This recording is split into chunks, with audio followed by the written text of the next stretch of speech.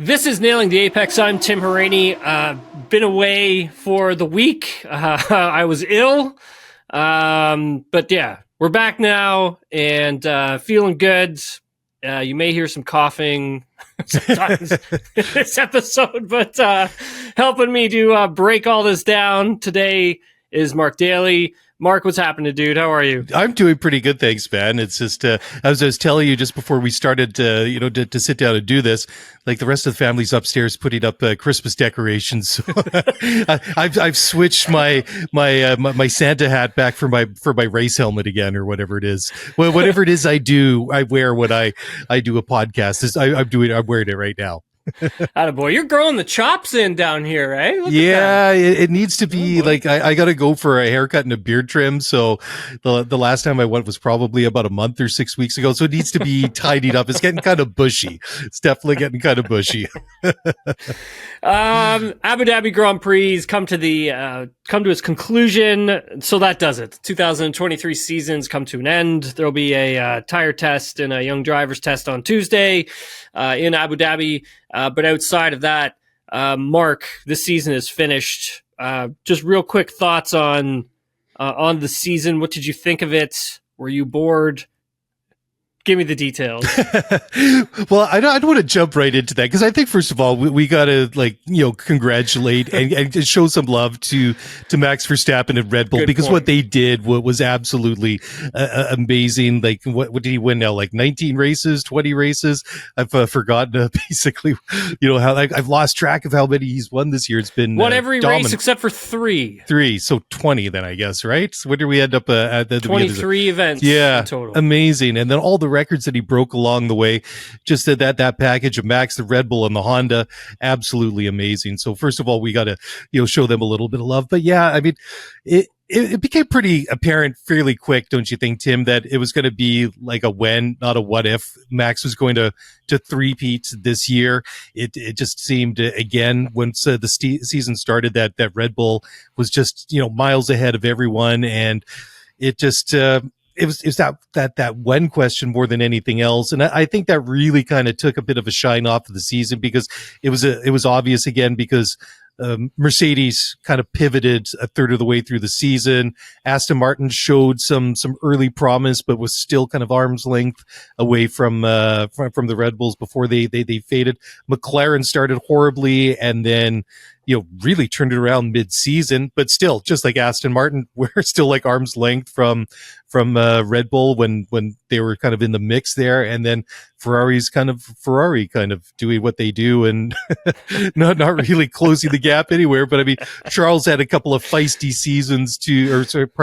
a couple feisty races to finish off the season, but yeah. I'm glad the season's over. It's been.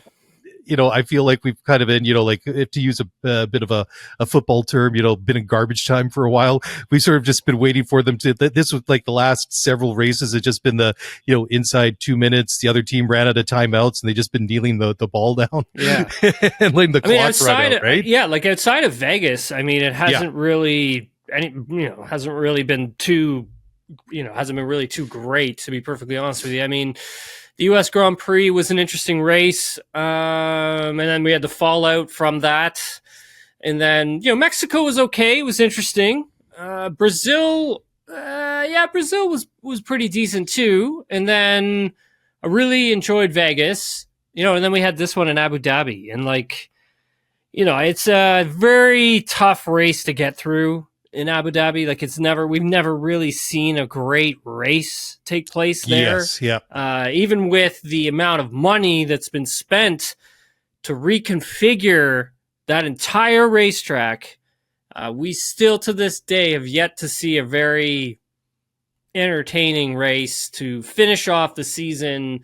I think when we look at this race, it's kind of been this season in a nutshell. Right? Pretty much, yeah. Max Verstappen took off into the sunset.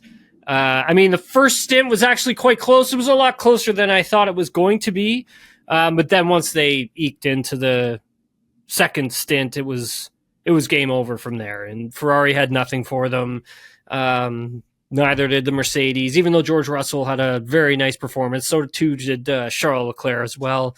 The only thing that really piqued my interest from the race, obviously, were the battle for P2 in the Constructors, because that was reasonably close. That was really close. I believe it was 4 points coming in, I believe it was, between Mercedes and Ferrari for second place in the constructor standings, because Ferrari's really come on strong here towards the end of the season, Dailey. And Mercedes just holding on to clinch P2 in the constructors is that's an unbelievable storyline for me to look at and for me to say. I agree. To think that Mercedes ended up finished second in the constructors, which by, their very, very high standards is still not good enough. But the fact that they started the season with basically a completely different car that still wasn't working for them. And then they decided to pivot, while the season was in progress, just goes to show just how incredibly consistent both Lewis Hamilton and George Russell were without really stealing or making any headlines the entire season. Mm-hmm. That's what really kind of blows my mind about that. And then Ferrari, well, I mean, it's always going to be Ferrari, Mercedes, Red Bull in that top three conversation. I know that the McLaren have been knocking on the door in the second half of the season, and Aston Martin were knocking on that door the first half of the season. But it really is amazing by the time, after 23 races, that the Mercedes and Ferrari are only separated by 3 points in the constructors. It's amazing. It really is amazing. I mean, and then, looking at this as a whole, I mean, technically Mercedes almost, gave this one up, considering a difficult weekend in general for Lewis Hamilton. And then outside of that, we had George Russell, who was driving quite well, but then into the race, and, we had all of the issues with Sergio Perez. We had the contact between Norris and Checo, which ended up giving Checo a 5-second time penalty, and then you had Charles Leclerc letting him go by. Excuse me, sorry everyone. And then you had, after that, was Leclerc going to back up George Russell, right? Were you thinking that when you were watching it? Because I was. Yeah, actually, I was thinking that I kind of had 2016 vibes between, Charles and George and Checo, just like we saw with Lewis and Nico back then. I mean, obviously, we didn't have a championship at stake, but a constructors, position of the constructors was at stake, and some big bucks to go with it. So I thought it was, a little bit kind of a cool story, but I guess there was very little for Charles to really risk there, as long as he stayed within 5 seconds of Checo. Yeah. So I thought it was pretty smart. It was kind of neat to kind of watch that unfold, and I thought that the TV producer did a pretty good job to follow that pretty close and throw some of those, throw the comms up there in the live feed as well, so we could see what was going on real time. So that was neat. Obviously, it didn't quite work out the way that they wanted, but you got to give them props for trying. But then again, when it comes down to this almost desperation thing, the last 10 laps of the season, it's just how many points did you guys leave out on the track this year? So it's kind of funny, the entire 22 preceding races kind of boiled down to the last 10 laps. And it's amazing when we say that Formula One is a marathon and not a sprint. That was just that Ferrari Mercedes constructors battle. Perfect illustration of the way how that played out in real time. Yeah, very, very good point. And then Sergio obviously was called to the stewards following the race for comments that he had made about the stewards on the radio. Now, the stewards ended up letting Sergio go with a warning. Yeah. Saying, quote, "The stewards explained to the driver that they had no issue with someone disagreeing with their decisions. However, comments that amount to personal insults are a breach of the International Sporting Code. The stewards note that they are obviously conflicted in this matter, as they were the subject of the radio statements, and that normally this would be referred to the next panel of stewards. However, as this is the final event of the season, the matter needed to be dealt with here. The driver made a genuine and sincere apology to each of the stewards and explained that he made comments in the heat of the moment and did not consider the fact that they would be broadcasted and the impact of that. He expressed his regret that his comments caused offense to anyone or harm to the sport, which he said he was concerned to avoid. The stewards accept his statements and accept his apology. Yeah, fair enough. But the point that he makes, he didn't think it was going to be broadcast. I mean, anybody with an F1 TV Pro subscription can watch in real time on all 20 cars from the start to the end. Yeah. And the fact that there's like a whole TV crew sitting in a trailer somewhere, and some producer like, ooh, that's juicy, I'm going to throw that up into the main TV feed. So that I know why he said it, but that seems a little bit kind of silly, you know, to say, well, it's not going to be broadcast. Come on, dude, it's 2023. Everything gets broadcast somewhere. Yeah, he knows. I mean, 100% he knows. Jeepers. I mean, we can ride along and listen to his radio for the entire race. We know everything that he says up until he parks the car and takes the steering wheel off. Yeah. Come on, man. But anyways, regardless of all that, I understand the frustration. But do you think he was warranted that 5-second time penalty for Norris? Because I sure as hell didn't. I mean, I didn't think that's 5-second time penalty. Yeah, I thought it was good hard racing between the two of them. And I guess that when you kind of go back and look at Checo's like in-car camera, I guess he could have tried to do a little bit more to slow the car down. And I guess Lando saw what was coming and tried to leave the door open enough. And I guess that's what they kind of based it on, is maybe you could have braked a little bit earlier. But then if that's what they're using for their justification, does that really warrant a 5 seconds penalty? Like, I mean, he clearly drove into Lando, but at the end of the day, I was just kind of like, I don't know if this is really a penalty, you know. I was kind of sitting on the fence, and I'm just like, nah, I think we should let that go, because if you kind of call that, that's kind of like everything. But it just kind of seems like, yeah, kind of Sergio's season kind of summed up again in a nutshell. If we're kind of talking about Ferrari and like the whole constructors thing, I think that's kind of Checo's season kind of summed up as well. And those comments that he made afterwards, that just seemed like pure frustration, like basically like 8 or 9 months worth of like racing and some pretty intense moments. I think it's just like Sergio's probably thinking like, what do I have to do here to catch a break? Yeah. You know, I mean, you gotta like feel sorry for the guy, and like other times he's been kind of a frustrating guy to watch at times this year, and other times you can't help but sympathize with him. And I mean, kind of been like on the whole emotional roller coaster following Sergio Perez's season, and that for me, that kind of summed it up. And you know, and I also think when you look at all that, though, Dailey, it's kind of the FIA sets a precedent, right, by reviewing that, and then also dinging him with a time penalty.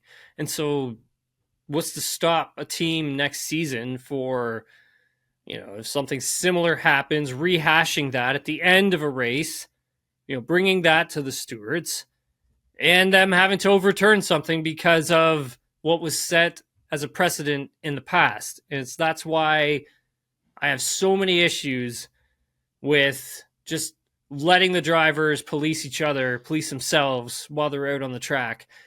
To an extent, I mean, yes, obviously things can get blown out of hand pretty quickly. And obviously that's when you would want the stewards to step in, but not when it's hard racing, man. Like you start setting these precedents, and then next thing you know, we're 5 hours at the end of a race, we're having a result overturned. So. I mean, context, right? I mean, like that was like one incident of the two guys just going wheel to wheel, racing hard. There's something on the line there. And this was like a one-off thing. I mean, it wasn't like Sergio had gone through the preceding 45 laps or 40 laps or whatever it was, driving the way that I play F1 on the PlayStation. Which like I get all my penalties, and those are all deserved because I clearly cannot keep my car under control. And Sergio, he clearly, by my very low standards, did not get anywhere my atrocious level of virtual driving in real life. Let's put it that way. Well, at the end of all of it, Sergio drops back to, what was he, P4? P4 in the end. P4 in the end. Yeah, I mean, if he hadn't have done that, I think P3 definitely would have been on. Maybe P2, I don't know. Would have been, I don't know. Leclerc's driving really well this weekend, and in particular in this race, he was driving extremely well. So I don't know. Leclerc might have been tough to catch. As for Mercedes, holding on to P2 in the constructors, George had an incredible drive today. I think managing the gaps at the end there, like he did it very, very well. Very well. He was great this weekend. One of the things with George this season, he's been very up and down. Never really know what we're going to get from George Russell this season. He's been inconsistent with the performances, I've found. And, one weekend he's up, next weekend he's down. I think he picked the right weekend to be up. They definitely needed him because Lewis was struggling this entire weekend. I think for this team and what they have done, I mean, Dailey, if we go back to the start of the season, they had the same car as the W13 from the year before. Hadn't really changed it that much. Stubbornly stuck with this concept and having to make their chassis the way they've made it and the side impact structure where they've put it and designed it, and how that kind of played into a lot of their issues this season. And then, we get to Monaco and they do a totally, refresh, go in a totally different direction, different aero philosophy, a lot of like cut and paste parts onto this car. And I thought both drivers and team did a masterful job of making that thing competitive, but then also doing enough to make sure they wound up second in the constructors. When you look at how handy the Aston Martin was to begin the season, they just took a wrong turn, and then it took them a while to find their way again. But considering they had a car that had a good drivability, and you had a Mercedes that had very poor drivability, especially for both George and Lewis, trying to find the right window for that thing, I think, they exceeded my expectations of them tenfold. Like, I did not see them finishing P2 in this championship this season, not after how things started, not how the middle of the season had gone for them. I'm actually shocked that they finished here, but I think that just shows you what a dominant team this, Mercedes can be. In the minds that they have working behind the scenes, just how impressive all that is when it comes together. Scary team.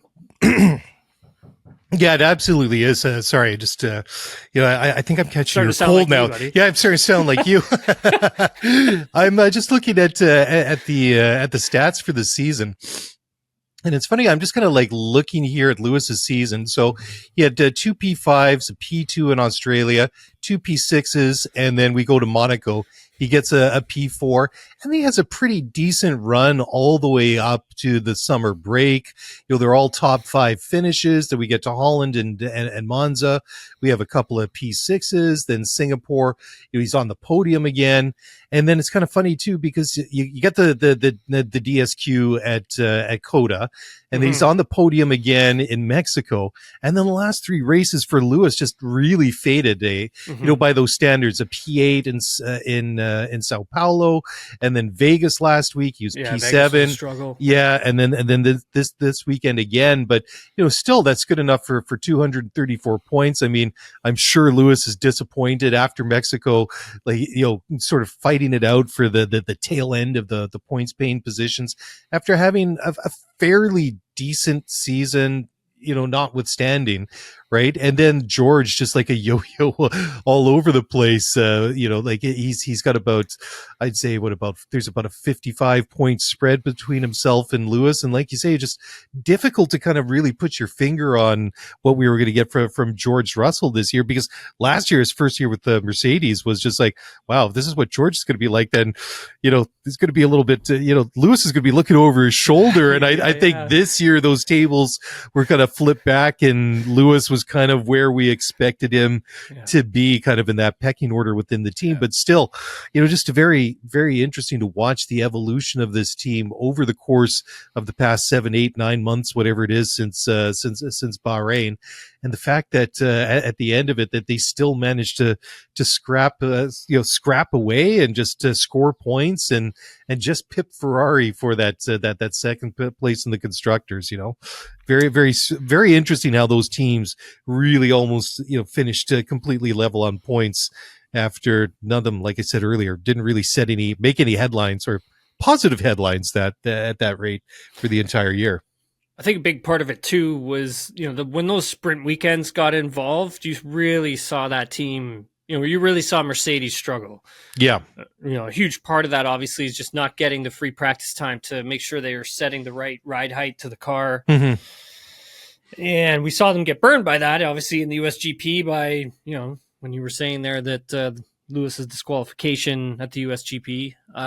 Big part of that is because of the ride height level that they had set the car at. And so that was a huge factor with this car, was just trying to get that ride height level just set perfectly for each track that they went to, because obviously every track is different. None of them are the same. And so that's where practice becomes so crucial for them. And I think at the end of the day, that's what made this thing just so challenging them for them to work with. And, I think they're going to be happy to see this thing go into the dumpster at the end of the season. And it sounds like obviously they've been working really hard on some stuff in the wind tunnel. Hearing from George, he's seen a lot of what next year's car is going to look like already in the wind tunnel. Total Wolff, has told us many times just how hard this team is going to have to work if they are going to want to catch Red Bull next season. The amount of work that has to go in, when you look at what McLaren has done, they were able to claw back over a second of performance within a season, just with upgrades, not a whole new car. This is going to be a whole new car. It's going to be a whole new chassis.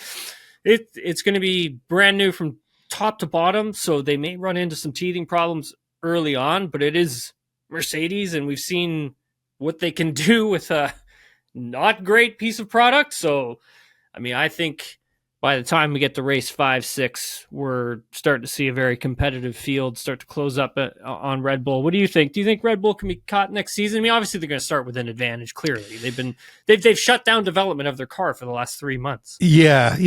I really hope so. I really hope that we're going to see McLaren, Ferrari, Mercedes, and everybody else, Aston Martin.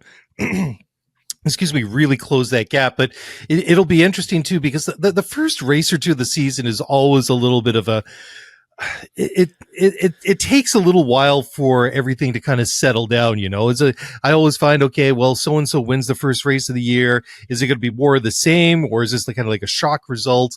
You never really do know until like 3, 4, or 5 races into the season, like you're saying, until things really get bedded in and we really know what we've got. I think that gap to Red Bull is definitely closing. I think Charles, looked pretty good. In Vegas, that was a great scrap that he had with both the Red Bulls. It was very exciting. For him, obviously it didn't work out. He had a very, very spirited opening lap to the race. It kind of makes me wonder if he was able to get in front of Max, would he be able to stay out front? Probably not. At that point, Max just has to sit back and just, pick the place and pick the time. He's still got if Charles passes him on lap 1, he's got 57 laps again to time it perfectly, right? Yeah. And then, the fact that it seemed that Red Bull was on it again when it came to the pit strategy, and Ferrari they just didn't seem to take the hint that the undercut was a lot more powerful there in Abu Dhabi than the overcut. But who knows really what their strategy was. But I guess still this pretty good result for Charles. Just thinking about Charles though, what a up and down career that he's had at Ferrari. Since he went there, it just kind of felt like, this is just going to, this is not an if, this is a when this guy is going to be, rocking the world championship, like that, add that to his resume. And it's been, high highs and low lows and everything in between. My God, think about his season.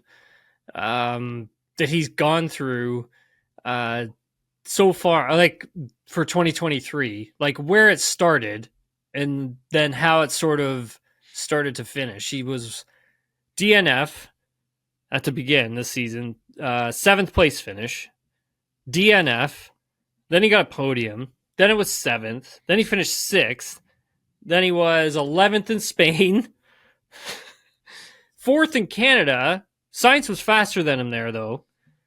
Then he's 2nd in Austria, and then a 9th at the British Grand Prix. And so the inconsistencies of that car and the driver having to figure out how to make that thing fast, I mean, that would frustrate the hell out of anybody.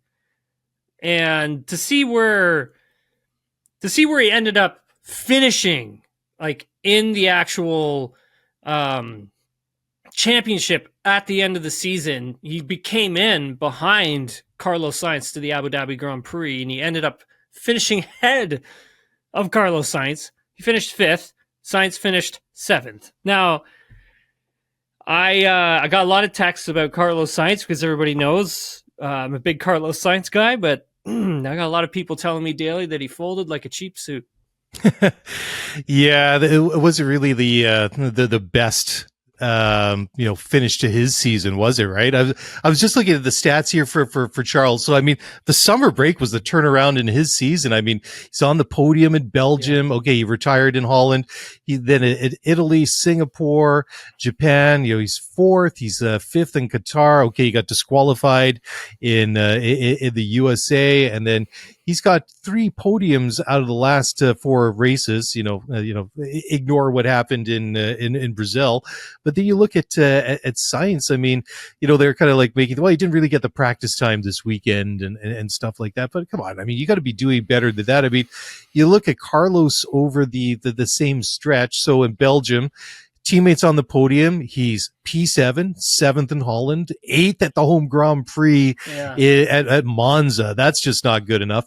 But then he has this really impressive run here. He's 2nd in Singapore, 2nd in Japan, 3rd in Qatar, 2nd in the USA, 5th in Mexico, and then he's 2nd in Vegas last week. Oh, sorry, who am I looking at here? I was going to say, like, wait a second. Sainz won in Singapore. Sainz, I'm looking at the wrong. Sorry, switch. Pardon me. I'm looking at Lando. I'm looking at Lando's stats here. Well, let me back that up. So he retired in Belgium. So he wins in Singapore, 6th in Japan, didn't start in Qatar, then a 3rd in the USA, then a 4th, a 6th, a 6th, and then an 18th. I mean, slowly, steadily getting worth. I mean, you kind of thought that, like, I mean, he's there was some positive stuff happening there over the, after the summer break. But, comparing him to Lando's stats, which I kind of mistakenly read off there, I'm sure, Carlos would have loved to switch, especially that second half of the season with Lando compared to his. But I mean, 18th today. And the fact that they were kind of like banking on a VSC or a full safety car at a place that never going to come. It was, I mean, the last time, it hardly ever happens there. That was me. That was me in high school, not wanting to study for a test the night before, hoping that, maybe the teacher will be sick. We'll have a sub tomorrow. We're not going to get the test. I mean, like, stuff like that never happened. And like, I felt like that was the same thing. It was just like,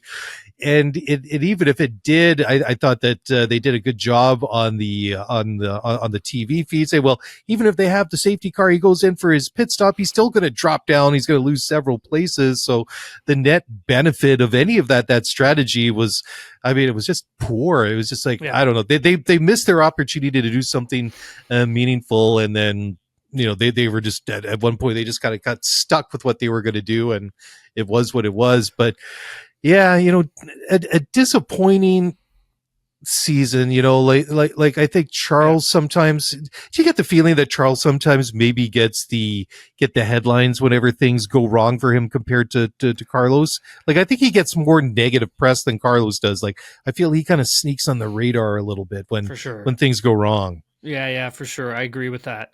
But I also think that's because he brings it on himself in terms of, you want to be the number one driver, right? That's what's going to happen. And those headlines are what's going to come because of that. and you've got a team principal towards the beginning of the season saying that you want to build a team around Charles Leclerc and, putting that out there, I mean, what do you think is going to happen? Mm-hmm. And so I think when you look at those two drivers, I really do feel like Carlos Sainz did have the better season, but Charles Leclerc finished it the strongest. Yeah, I think that's fair because, I mean, if you look at the points, there's only 6 points between them. Charles has 206, Carlos has 200. But yeah, I think the cheap suits analogy, I think that's fair. I think that's fair. Charles definitely finished a lot stronger. I mean, in that second half of the season, I think that's pretty respectable considering what they were working with and the fact this just wasn't going to be a car that was going to challenge for races, let alone for a championship, right? Yeah, and I think like one of the things I threw into all this is that, obviously you had the valve cover in Vegas situation during free practice that cut the car in half, and he was able to get back out for free practice too and get some time in the car. But I mean, that's going to throw you off a little bit. Sure. That's definitely going to throw you off a bit. And then you come to Abu Dhabi, and a bump in the road and some dirty air, pitches you into the wall. But then again, I mean, I can see the other side of it where it's like these guys have done millions of laps at Abu Dhabi. Like it's kind of like, do you need a free practice too? Do you, what I mean? Like I mean, fair enough. These cars are hard to set up, but at the end of the day, these guys have plenty of track time in Abu Dhabi. They should already have a clear understanding of the direction they want to go in with the car. So Ferrari obviously finishing third in the Constructors with 406 points. And in fourth is McLaren. Really impressive race from McLaren in Abu Dhabi. I thought Lando Norris drove really well. Oscar qualified incredibly. And you have Lando Norris finishing fifth. And then you've got Oscar Piastri, who came home sixth at the Abu Dhabi Grand Prix on Sunday. How impressed were you by this team this season, Dailey? Because, man, I got to tell you, they were, for me, the most impressive team outside of Red Bull. Yeah, absolutely. I mean, if you look just at that hard line that we have in their season, Lando starts the season 2 P17s, a P6, a P9, horrible, man. 17th in Miami. Then he's 9th in at Monaco, 17th in Spain, 13th in Canada. After Montreal, they take a couple weeks break, come to Austria. He's fourth in Austria. He has a pair of podiums, a pair of P2s, like in Britain and Hungary. Then he's P7. Then he has like a little bit of a down cycle there in Belgium, Holland, and Italy, where there's two P7s, a P8. I've already went over this mistakenly when I misclassified him as Carlos just now. But I mean, he's had 7 podiums. He had, 3 P2s, a P3, and maybe the last 3-4 races because he was P5 in Mexico, second in Sao Paulo, retired last week. Obviously had that big crash in Vegas, and then P5 today.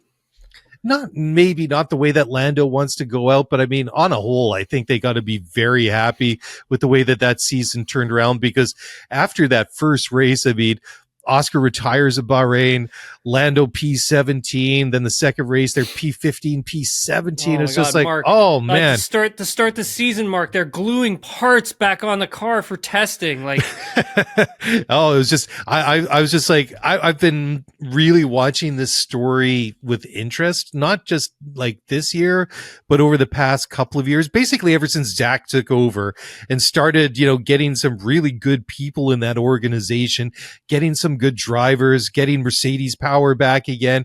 It's just like I wouldn't say it's been especially like I wouldn't say a slow burn, but I mean, it's been building over time, and they had a pretty good season last year. And those first 5 or 6 races, I kept thinking in the first half, or that first third quarter of the season, whatever you want to call it, that they kept saying, okay, well, the upgrades are coming. We're going to get better. We're going to get better. I'm like, boy, I hope you get better, because you can't get much worse than where you are right now. I really respect and appreciate just how much ass this team kicked this season and how they bounced back from such a horrible start to the season. It's an incredible turnaround. Yeah. Hands down, second fastest team on the grid since probably Austria when they had their big upgrade come on board. And I think a big thanks to all of that is the technical restructuring to the team that Andrea Stella did. So the structure itself includes people that they haven't even started working at the team yet. They have 3 technical directors. 2 of them aren't even there yet. Peter Prodromo in charge of Aero now. David Sanchez, who will be in charge of performance concepts. Rob Marshall, he'll be in charge of engineering and design. I think this structure, allowed them to reconfigure, that whole Aero department and really allow them to lean on the internal talent that they actually have. And I don't think that they were doing in the past. Like, I think they were able to unlock and unleash a lot of the talent that works within those departments because of the restructuring that Andrea Stella and his group have done. They've really done an incredible job. You have to remember this is Stella's first time as a team principal too, dude, right? Like, he's like a rookie coming in here when it comes to that. And they have 2 kick-ass drivers that are probably 2 of the strongest on the friggin' grid, man. Like, agreed. When we talk about like driver pairings, like George Russell, Lewis Hamilton, it's number 1. This is number 2. So strong. I'm excited to see what both of these guys do together. It's definitely going to be tough for them to, keep them separated because they are going to be extremely close, and Oscar's only going to get faster. Taking a quick look at Oscar's season, DNF to start, then he had a P15, a P8 in Australia, Azerbaijan, P11, then Miami was a struggle, 19th, Monaco 10th in Monaco, first time racing an F1 car in Monaco, Spain 13th, Canada 11th, Austria 16th, then you get to Great Britain 4th, Hungary 5th, and you got a DNF in Belgium, you got a 9th in the Netherlands, 12th in Italy, 7th in Singapore, 3rd in Japan, 2nd in Qatar, wins a sprint race, DNF in the United States, 8th in Mexico, Brazil 14th, Vegas 10th, and today, Abu Dhabi P6.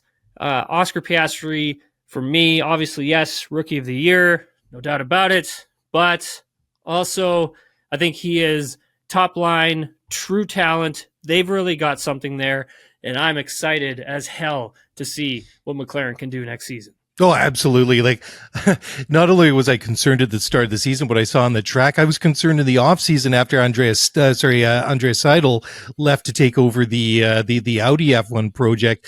And then you get this internal hire, and I didn't know what to think. I didn't really know what Stella, who he really was other than the name. But I mean, just an amazing job that they've done, because you would have just sort of like, I wouldn't say logically, but I guess your gut reaction is, this is not good. The guy that's kind of brought them to this point here with Seidel, he's left, and it's an awkward point of the season. And like, it's in the middle of winter. I mean, they're trying to get this car ready to hit the road here in a couple of months. And they got like this big vacancy to fill. But I mean, just talk about a season that's finished in a way that nobody expected that it would have. Like, I'm not even talking about like March when the season started, but back it up even to like January when the news broke that Stella was taking over for Andreas Seidel and he was moving away. It was just, I just had a lot of concerns for them. But yeah, I mean, Oscar Piastri, I mean, what a great driver that he's turned out to be. I mean, where did he finish in the end? P10, P11, P9 so he's P9 in the drivers championship. Pretty impressive for a rookie driver, because by the time, so 97 points. So by the time the season was over, I think halfway through the season, I think it became pretty, apparent that this guy's the real deal, because I kept asking myself, or, having that internal conversation, like, boy, this Piastri guy, he doesn't look like a rookie. I mean, he looks like a seasoned pro out of there. And that was only halfway through the year. I mean, obviously those big upgrades made a big difference for him, but still, I mean, you can see why that Zach Brown did everything he could to get to Piastri there, and why Piastri wanted to go there rather than going to the seesaw, I guess the more of the flaming dumpster fire that tends to be Alpine. So after Lewis and George, I totally agree with you. I think that Lando and Piastri, that has to be the second strongest drivers pairing, and there it's only going to get better. I mean, Lando just continues to impress. Piastri just continues to impress each and every weekend. I mean, he's getting better and better and better all the time. It's just like, and the cool thing is too, is that when you see him talking, so I'm getting used to seeing him here talking rather than being, these rookies or these younger drivers that kind of, don't really make a name for themselves. You never really see him. He's there. He's firmly established. It's going to be exciting to watch to see what this team could do in 24. I think also when you look at it from just simply an outsider's perspective, maybe you don't really know what this team has had to do, but the amount of work that has to go in to completely leave your aero design and come up with something new and then implement that, 8 races in is extremely challenging. Also, you have Andreas Seidel leaving the team at the beginning of the season, before the season gets really underway, and that's your brain trust. That's your head coach. That's the guy who's in charge of putting this team together. And he gets a good offer from Sauber and Audi, and he's gone. Obviously, he's gone to them, and then that means Stella has to step up and take on the head coaching team principal role and try and get this team back on the right track. And then you look at the upgrades that they brought. Every time they brought an upgrade to this car, it worked. And it didn't just work in a small way. It wasn't just a tiny little increment of an upgrade. Massive upgrade that brought massive amounts of performance. I've never seen anything like it within a season in my entire life. They made up over a second of performance within a season. I have never seen that in Formula One. I have never seen a team do that ever before. And they're able to, leapfrog Aston Martin in the standings, who at one point was P2. They slide down to finish P5. And I think for Aston Martin, they have to be happy with that, considering where they were last season, finishing P7 in the championship and where they are now. It's impressive regardless. I think anywhere they would have finished outside at above P7, they would have been happy with, considering how small the team is, how young the team is, and how much this team has grown over the last just 2 years, Dailey. That's it. I mean, you kind of have to keep it in a perspective. As disappointing as it was to watch them kind of drop through the constructors standings over the course of the year. I mean, still, this, like you say, this is a team that's come leaps and bounds in a very, very short amount of time. Fernando was so much fun to watch in the first half of the season with all those podiums and the fact that he was doing that weird thing with his teeth, which I realized was him smiling, because I don't ever actually remember Fernando smiling, or at least not for a very, very long time. I just kind of the one thing that that for the longest time is sort of stuck in my mind is sort of 2015-ish, I just remember a double DNF for both McLarens in Montreal. They were just both horrible. And then I think it might have been the following season, just pulling up to the starting grid on the formation lap at Sochi. And then Fernando's car dies as they're about to pull around onto start finish straight to line up for the start. Car dies, and then his race engineer gets on as well. Why do you try it again? He's like, I've tried everything. Why don't you come out here and try it yourself? Yeah. So that's kind of been my impression of Fernando. And then he was slightly less bitter when he came back after that hiatus that he took the last couple of years, and he comes back with Alpine. And then this year, it was just it was so much fun to watch, and fairly frustrating, as I say, but to see how they after they changed tack there and it didn't work out, and it seems like they sort of kind of but not really at least figured out what the problem was, but weren't able really to finish it up before the end of the season. But still, I mean, he had over 200 points, Tim. I mean, that is pretty amazing. Awesome. I mean, his teammate Lance, struggled. I mean, he just came into the season wrong. I mean, he had that biking accident and the injury, came in, kind of struggled a bit. And I just feel for Lance, he just never really settled down. It was just the season, it was just one of those seasons, just like no matter what he did, it didn't work for him. Like the whole season, just, you got to be, if you're Lance, it's like, okay, let's forget about this. Maybe do the, get that flashy thing that the Men in Black had in the movie, erase the memory and go into next year. Right. I think you also look at the direction, obviously, the team takes with the car and how they kind of lose that direction where they try to chase performance. And so while trying to chase performance, you lose drivability. And so for the driver, that affects performance because they don't have drivability because they can't feel the car anymore.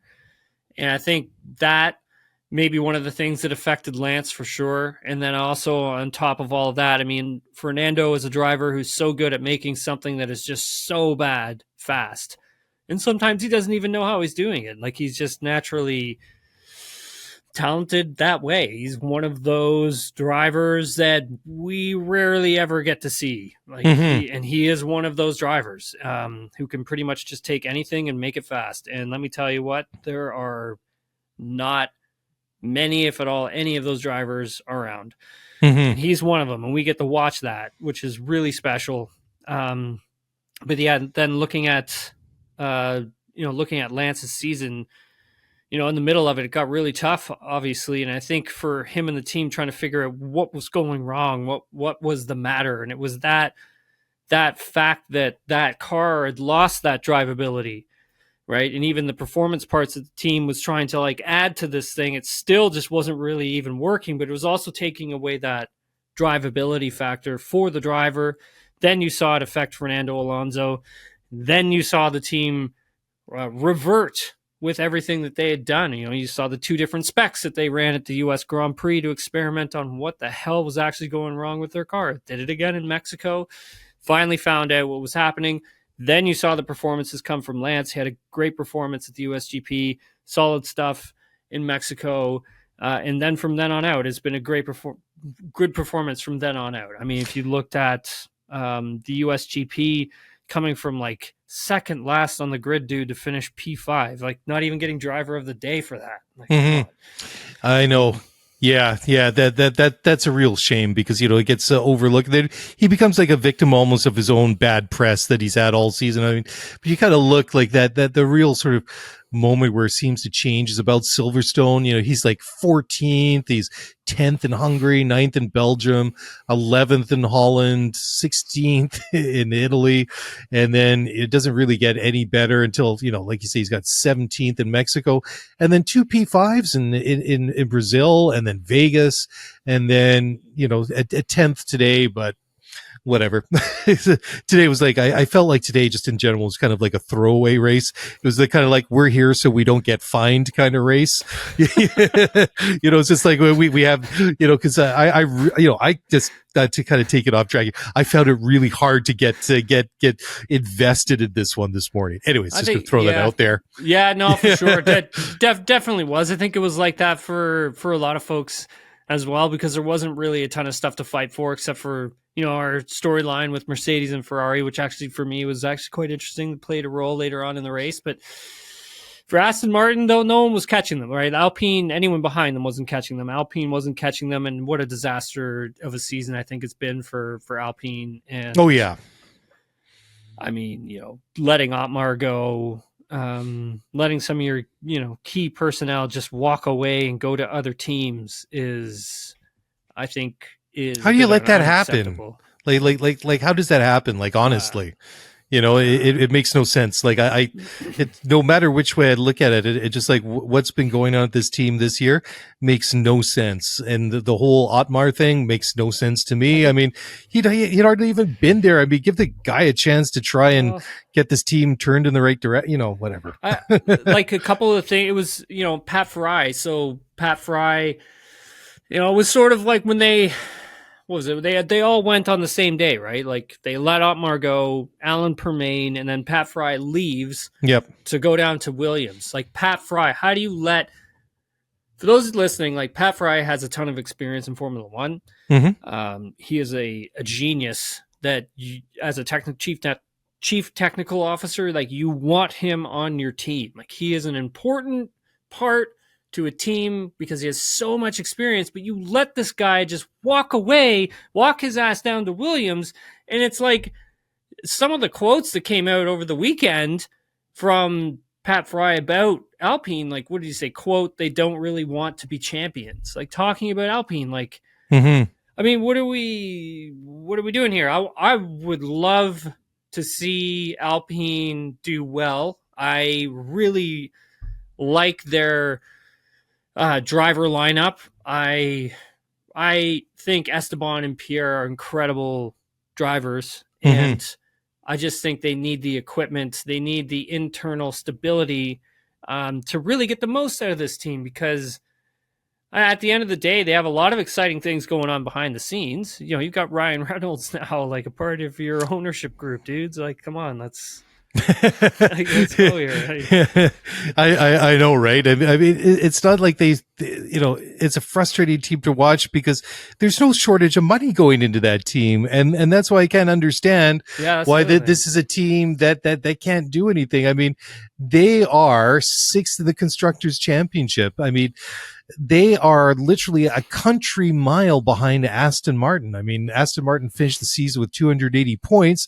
Alpine finished the season with 120 points. And this, like you say, is with a driver pairing of Esteban Ocon and Pierre Gasly, two really good drivers. Formula One drivers. And that's the thing. I mean, they're kind of stuck like in the middle of nowhere. They're not good enough to hang with like the McLarens and the Aston Martins of the world, yet they're almost 100 points ahead of the Williams and the AlphaTauris of the world. It's just no person's land. Yeah, right? It's just exactly. It's just floating like there. It's bizarre. It really is a bizarre situation, but I guess I wouldn't even say it becomes self-evident. It's just, I don't know. Whatever.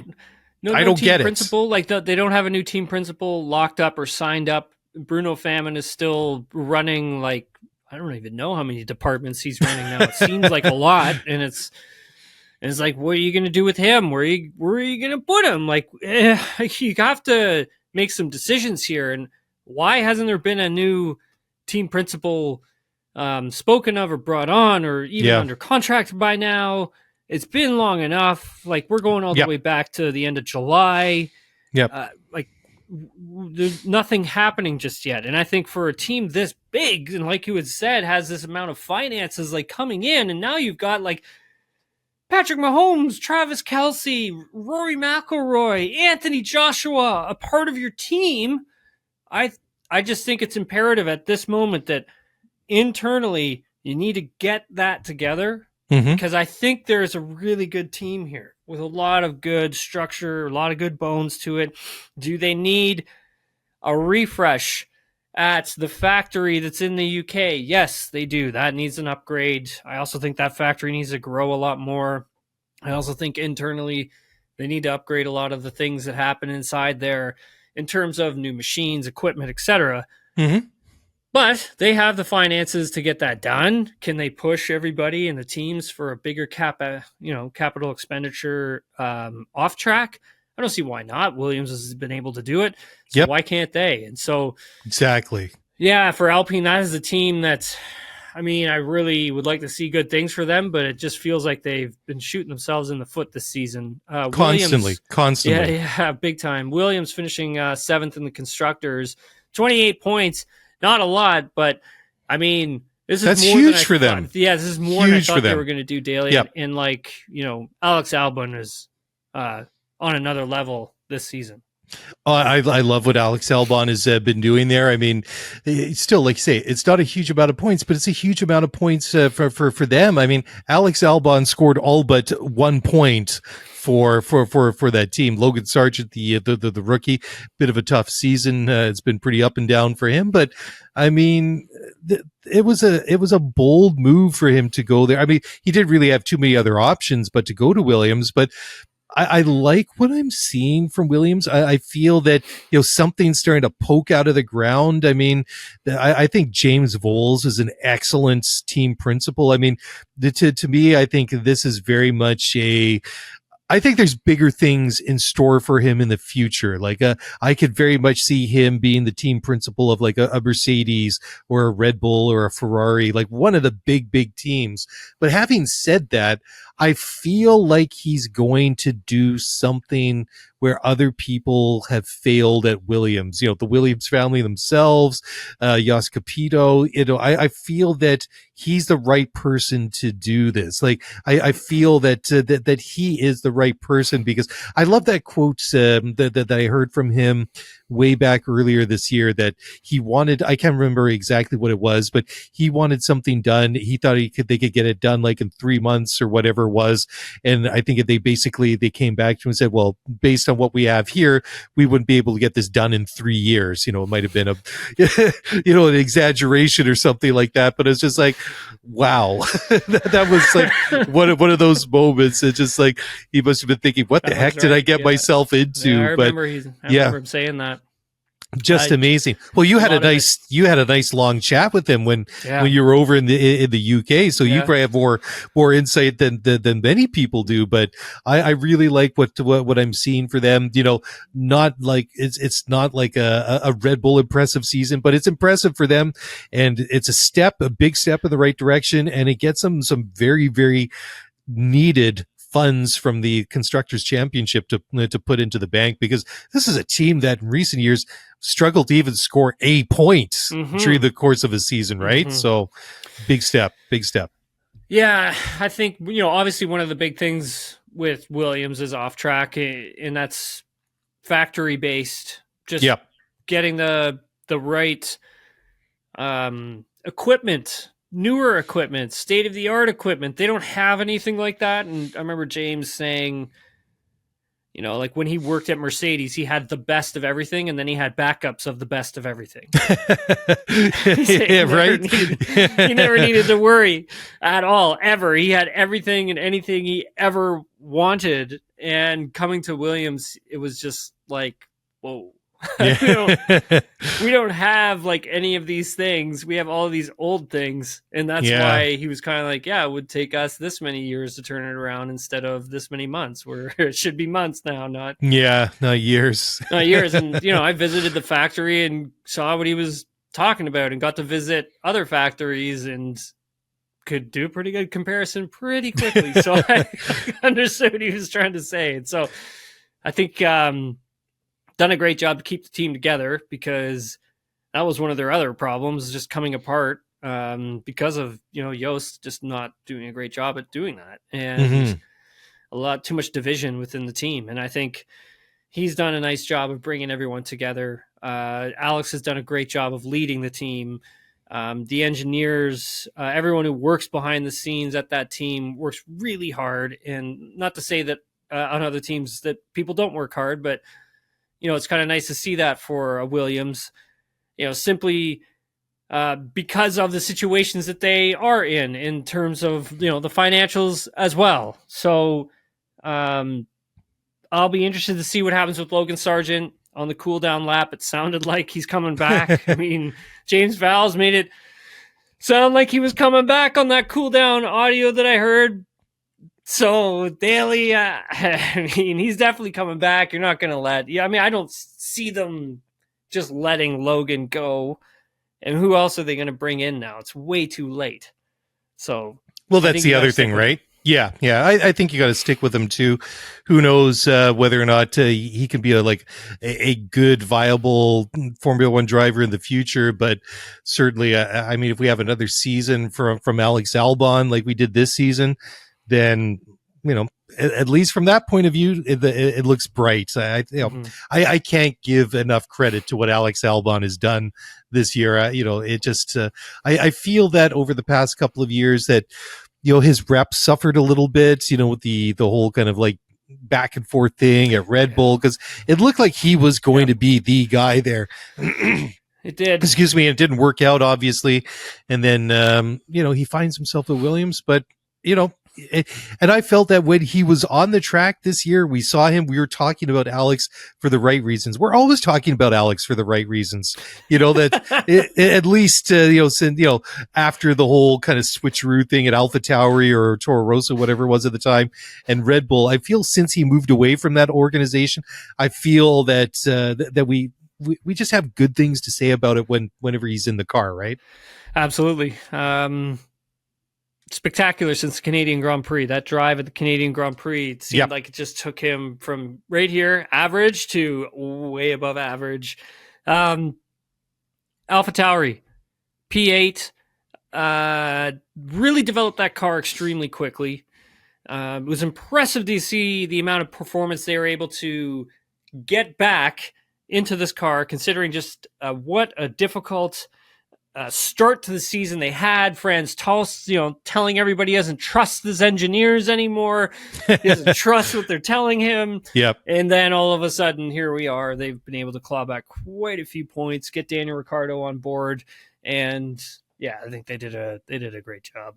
Yeah, absolutely. I mean, to turn it around the way that they did, it was a little bit kind of disappointing from Ricardo. I think that, he didn't especially finish the season as strong as maybe we were hoping, but, he missed 5-6 races or whatever it was after he broke his hand there in that crash at Zandvoort. But I feel like this is a good pairing moving forward, assuming, that pairing is what we get when we hit the road again, hit the track again at the beginning of the next season. I'm sure this whole Sergio Perez thing is just not going to go away. And if they do decide to make a change, will it be who will it be? I mean, I think that the Yuki is starting to mature a little bit, like not only just as a driver but also as a person. I think the raw talent has been there since day one with Yuki Tsunoda, but I always feel like he's a bit of a loose cannon. Like he just seems very, very not wild, but he's kind of like his own, like he's his own little whirlwind, and I feel like he's starting to mature, both as a person and as a driver. And I thought it was kind of touching too. He had like the custom artwork with himself and Franz Tost on the helmet this weekend. So you can tell like that, like that relationship has obviously meant a lot to him. So I'm hoping that we're going to see this constant improvement from Yuki, because I thought it was interesting because they said he's only the second Japanese driver ever to lead a Grand Prix. And I'm just like, I feel like there's been a million Japanese drivers over the course. Well, not a million, but I mean, there have been a substantial amount of Japanese. Yeah. So that was a surprising stat, whether or not he can take it to, that next step and become a contender waits to be seen. And then Ricardo, interesting to see whether or not he kind of gets back to the Ricardo of old. And like I say, this whole connection that they have with Red Bull and the Perez thing, dude, that's not going to go away. That's just going to simmer or fester all winter long until something or nothing happens. Who knows? I like the driver pairing a lot. I like Yuki a lot. I think he's a great talent. I'm excited to see how they go next season, whatever this team's going to be called, whether it's going to be, the Racing Bulls or Racing Bulls sponsor, however they're going to wrap this thing up. But Franz Tost retiring at the end of the Abu Dhabi Grand Prix. That was the last race that he will have worked in Formula One. Been at the team, Dailey, back in the Toro Rosso days. Back in 2006 is when he started as team principal at this team. Pretty incredible run. Very, very incredible run. I mean, you don't see somebody last as a team principal at that long very often. So the fact that Tost did that, just shy of 2 decades at in Formula One, like just in general, I mean, that's a pretty good run, but 2 decades almost as a team principal, that's amazing.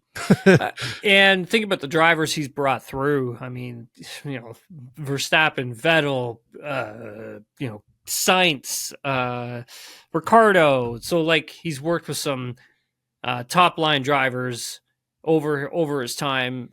He had said that his number one highlight from his career at AlphaTauri / Toro Rosso was when Sebastian Vettel won in a very wet Italian Grand Prix in 2008. Do you remember that race, Dailey? Vaguely. I do remember it, but the specifics kind of like escape. But you know, it's weird. Like I've talked about it on our show before with Hammy, that the whole, like, I don't know what it is. I haven't missed a Grand Prix in ages, but it's weird when it comes to like Sebastian, like even like that Red Bull era of like 4 championships, like there's like this void in my memory, because I remember it was funny because I was looking at my memories on Facebook. I check Facebook like 3 times a year.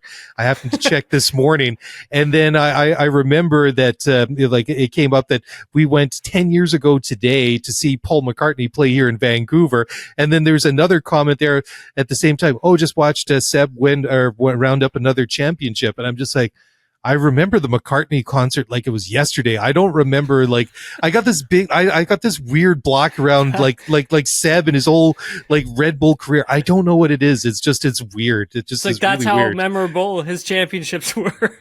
Well, no, it wasn't. So I don't know why I've got this weird thing when it comes to like Seb, and like I don't know what it is. It's a me thing. I know that because I love Seb. I think he was a fantastic driver. I mean, 4 world championships. Come on. I mean, that says everything, right? But yeah. I don't know. It's like I said, it's a me thing. It's a Mark Dailey thing.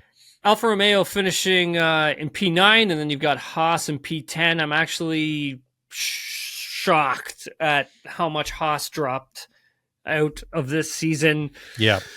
Obviously then experimenting with different car concepts, designs, and then you get to Vegas, and you've got both drivers running 2 different cars, and just so they can have an understanding of, hey, what works, what doesn't. Really tough season for Haas, considering when it started. Yeah, absolutely. I didn't get a chance to follow up, but I know that Nico Hulkenberg was saying after the race today something about being frustrating or disappointing, so something along those lines. Just the way that that their season has gone, and lack of progress and development. I mean, I mean, what else do you say? I mean, they finished the season dead last to the Constructors Championship. I mean, 4 points behind Alfa Romeo. And let's just let's face it, this is a team they're kind of in a transition period.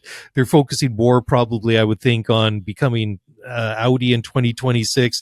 And I think these next couple of years are just going to be, I feel like they're going to kind of make up the numbers. I feel like a lot of the focus is going to go into the new team, but the fact that like Haas is where they are, I mean, like you say, they had like a promising start to the season, and then it just kind of like fizzled out fairly quick. I mean, we saw some good things from them at times, and then they were just kind of really fleeting, I suppose. Yeah, and for Alfa Romeo, I'm going to touch on them a little bit more this week. I have an interview with team representative Alessandro Luni Bravi. You can actually call him, he's pretty much a team principal, but oh yeah, what was like his title? Doesn't he have like some like interesting title? I forget what it was that they gave him.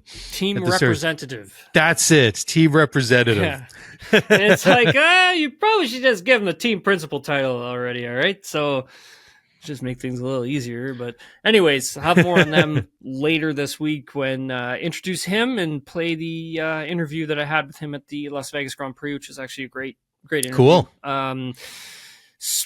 Sprint weekends. Love this conversation, Dailey. Here we go. Okay, so Formula One Commission met on Friday. I wanted to make sure I got this on the show because it is actually important of where we go for next season in terms of the sprint weekends, because I do talk about them quite a bit on the show, and I'm not the biggest fan of them right now. Essentially, the F1 Commission met in Abu Dhabi, was their 4th and final meeting of the year. So a few topics that were on the agenda: wet weather, spray reduction, tests. So for those of you listening, if you remember, back after the British Grand Prix, there were tests taking place with the track, with the Mercedes. There was another team there as well. And basically they're doing straight line tests with a wetted track and wheel guards over top to help the spray. And basically what they're trying to do is find ways of containing rain spray or wet track spray during racing events. The wheel guards that they had used failed. It didn't really work. And so they tabled another discussion for it. What are they going to try next? Also, on top of that, tire strategy.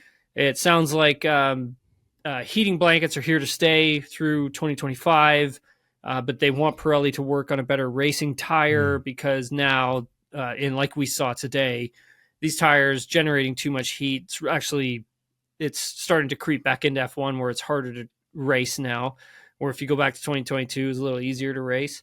Yep. And obviously Pirelli needs to fix that issue or work on that issue. It's not an easy one for anyone to get a hold of. Driver cooling. So an extra cooling duct will be permitted. This comes off the heels of Qatar, where we saw drivers really struggling with the temperatures. And then also a discussion of putting off development of the 2026 car, not allowing teams to do that until 2025.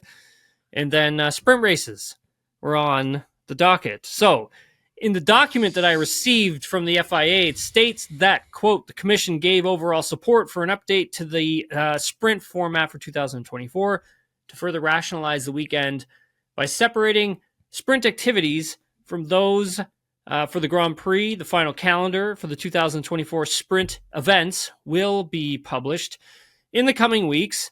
Now, look, there will be further discussions on this, and we will have confirmation on what these sprint weekends are going to look like in January. But Dailey, right now, a plan that is not yet confirmed for changing up the sprint weekend would look something like this. Qualifying for the sprint take place on a Friday. The sprint takes place on a Saturday, followed by main qualifying for the Grand Prix.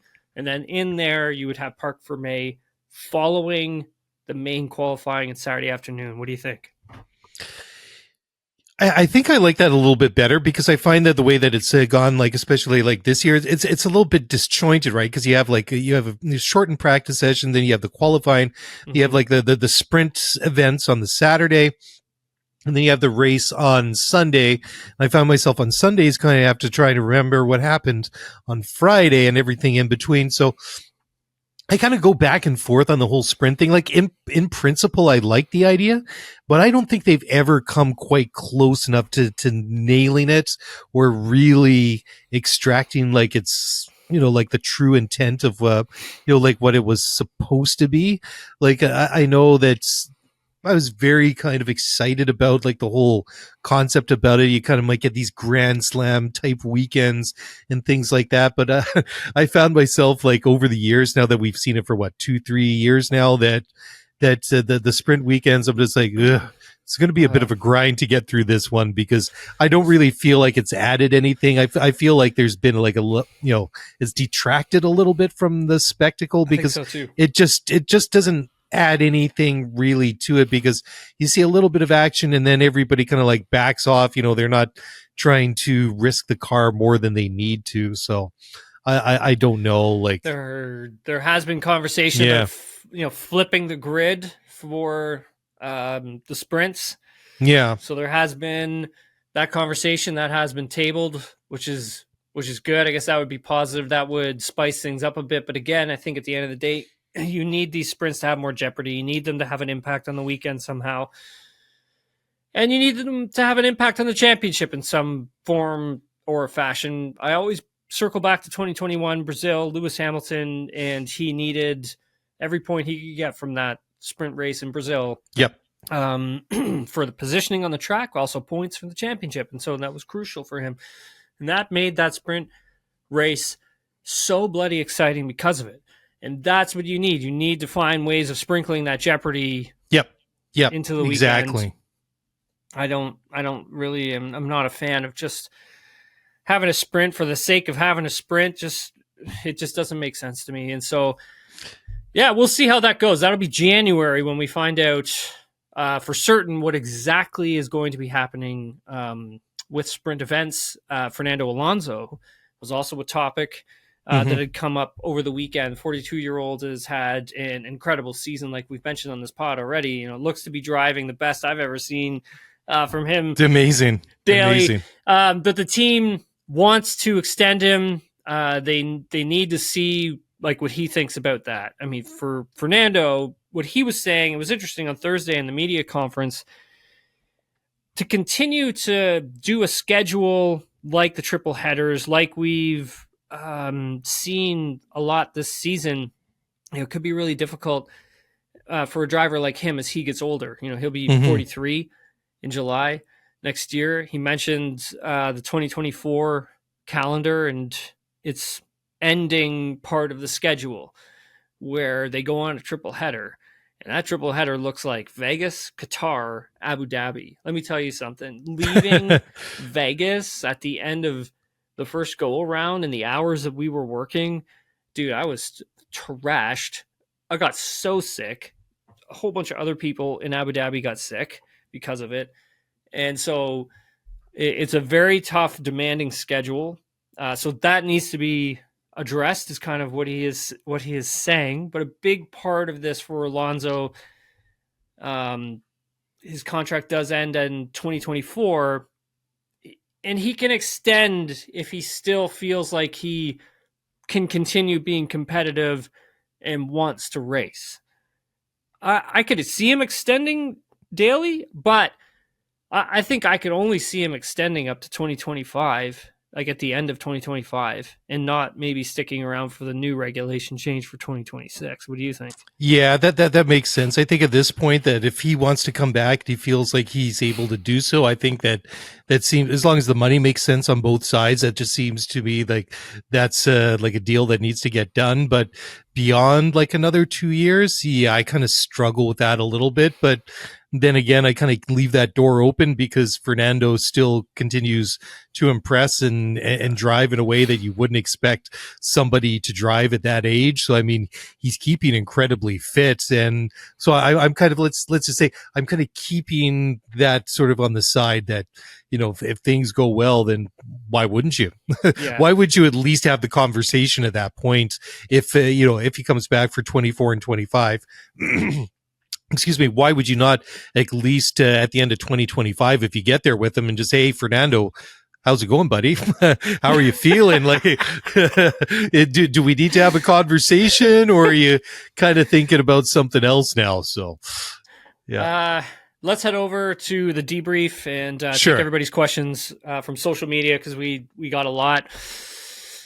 And we'll start with @JustGLL. How cool would it have been if Charles Leclerc letting Sergio Perez pass to back off Russell would have worked for P2 in the Constructors?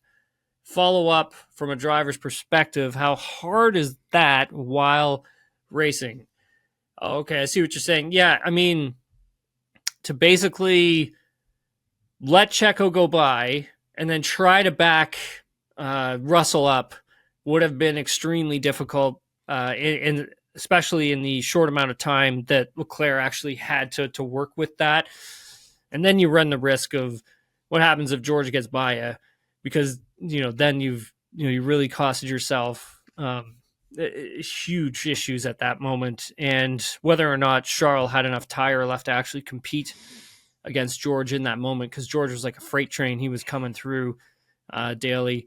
I don't know. What do you think? Honestly, I think Charles did the best with what he had to work with.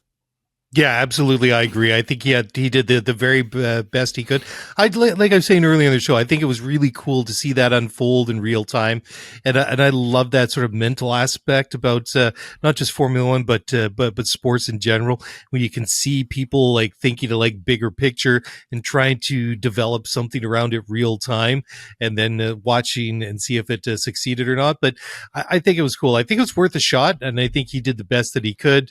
And at that point, I mean, he kind of had like he had that as the ace in his pocket, that by letting Sergio pass with the amount of laps that was left, that as long as he kept him within that 5 seconds, he was still going to keep his P2. So I feel that like the risk versus reward was definitely worth giving a shot. From @CriticalHippo99, is Logan Sargent done? I hope not. Like we had mentioned, I mean, honestly, Mark, from my side, I don't think he's done. I think he has another season left, but I think if next season goes like this season, then he's done. Different conversation at that point, 100%. right? Yep, I agree. From at JRock12, what has this season taught you? Oh, that's actually interesting question. That is... Yeah, you go first. I still got to think. I mean, that was I wasn't expecting that. Well, I think from Red Bull, maybe very little because it was very much more the same. But I think what, if we look specifically at, the other teams on the grid, that specifically McLaren, that in a cost cap, you can absolutely turn your season around in real time, because a lot of people that I've talked to have been a little bit skeptical. It's like, well, you can't buy your way out of a problem. Well, McLaren proved that wrong. But then also on the flip side, we've seen with teams like Aston Martin how how wrong things can go if you try to make those changes on the fly and they go wrong, and then it just becomes all that much more difficult to try and claw back the lost performance because of a misapplied change in theory and developments. It was kind of like the two opposite sides of the same coin, right? Which was kind of interesting and frustrating to see both at the same time, right? I think for me, it's taught me a couple things. One of them is obviously the regulation itself, is that it does work. It can work. Yes. And so too can a cost cap, when F1 has been, and the teams have been so against the cost cap for so many years, and to forever see one come in over the last few seasons for it to be put into place, put to work, and it actually works. Actually, we have something now that works. I think for me, it's taught that, like, if F1 can sometimes get out of its own way, change a bit, it's probably for the best. And then outside of that, I mean, it also taught me, like, the closer I've gotten with different teams as well, and just to see, how much work goes on behind the scenes. I think in Vegas, for them to try and get that race off the ground, I actually got firsthand witness of how all of that worked, and a lot of us would have no idea of how much hard work actually went into putting that thing together and putting it on. That taught me, like, how much work goes on behind the scenes for a lot of these events and for these organizers. Yeah, for sure. That's cool. From Katie loves F1. Will Max Verstappen be as dominant next season as this? What do you think, Dailey? That's a great question. I mean, he's going to be the obvious bet to start the season, and I guess it really depends on how much people are able to close that gap. I think we're obviously closer now at the end of the season than we were at the start of the season, but we're going to kind of reset going into 24. And then it always becomes like that sort of eternal question that we ask ourselves at the start of every new season: who got it right, who got it wrong, who's going to end up where. So I just can't bet against them at this point. I mean, that package has just been unbeatable for a number of years now. Until something drastic happens, either somebody figures out something that to beat Red Bull and Max, it just they're the team and the driver to beat, hands down, right? They definitely are going to be the team and driver to beat starting off next year. They'll most likely have an advantage as well. Do I see Max dominating as much as he did this season? No, I don't see that. I think, what we've witnessed this season is we've witnessed one of the greatest race cars being driven by one of the greatest drivers dominate. And that's what we've seen. Now, whether or not 100%. Adrian knew he could go back and develop something that's as dominant as this car, I mean, then my head will probably explode, and I won't be doing the podcast anymore because I won't exist. So at the end of the day, I don't see him being as dominant. But I think by the time we get to, and I've said it before, race 6, 7, 8 next season, we'll have a better idea of kind of where everybody is, where they're shaking out, and can they catch up. And I think there will be teams being able to catch up, because we already saw it this season with just how much performance McLaren was able to get back into their car. From at Ray Cook 27, which drivers are not signed for next season? Well, Williams has an open seat, And we think that's going to be Logan Sargent from @Parthlad94. Who is your driver of the year? I actually have a couple of them. It was hard for me to narrow it down to just one, Dailey. I mean, obviously Max Verstappen for sure. But outside of Max, I would say either Lewis Hamilton or Fernando Alonso.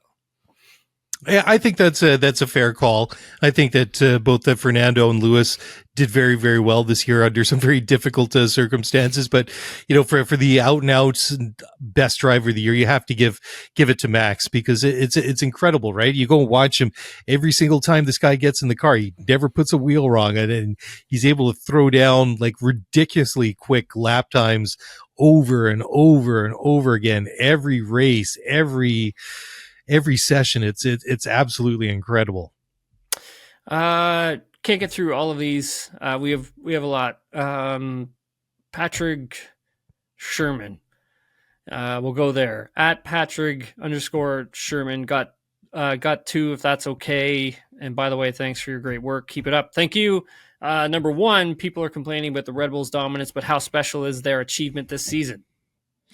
Yeah, it's funny, right? Because I feel that people view Red Bull a lot different than Mercedes. Like when Mercedes was dominant literally for a decade, like I feel that it took longer for people to get tired of Mercedes than it did for people to get tired of Red Bull.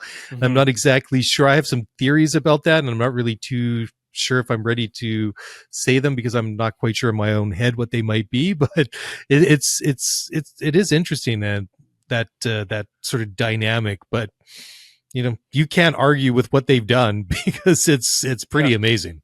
Yeah, absolutely incredible. I think for what we've seen, we may never see this type of dominance for a long time, maybe ever. Mm-hmm. Yeah. Fair. If you go back to '88 with that McLaren, man, it's one of the greatest race cars ever built. And now we've got another greatest race car that's ever been built. And, there have been races where Max was in tough, where it was kind of like, is he actually going to win? And somehow he pulls one out of the bag, Vegas being one of them. I honestly, none of us thought he was going to win there. And we all thought that was going to be Ferrari territory for sure. Mm-hmm. And that was just an impressive drive from a 3-time Formula One world champion. He's, we can't not talk about just how good he's been as well, because he has been awesome, and that car has been awesome. And so it's been enjoyable to watch. There is no doubt about it. What team and driver have been able to do. Has it been good for the overall show? I mean, no, it hasn't. But to actually see a top line athlete do their thing and do it to the best that nobody else can touch, that's a special thing, I think. Yeah, absolutely. I mean, what they've done is pretty unique, and it's the records stand for themselves. It's the word that keeps popping to mind is amazing. It really is amazing what these guys have done. Mark, thanks very much, man, for taking the time. Yeah, to always. Do this, and stick around for the questions as well. We have more questions. We just can't get to them. We're running out of time here. Let everybody know what you've got going on and where they can find you. So I'm part of the Scuderia F1 podcast. You can find us on Apple, Spotify, all those good places. You can find us on X, and I think we just moved over to Instagram now. But just search us up, Scuderia F1 Pod. We're all over the place, and we drop a show at least twice a week. So we'd love to welcome you over there, and always enjoy this, Tim. It's always good fun whenever you and I sit down. Yeah, I really appreciate it. We always seem to this is there whenever you come on, man, it's like one of the longest pods I ever do. It's just ridiculously long.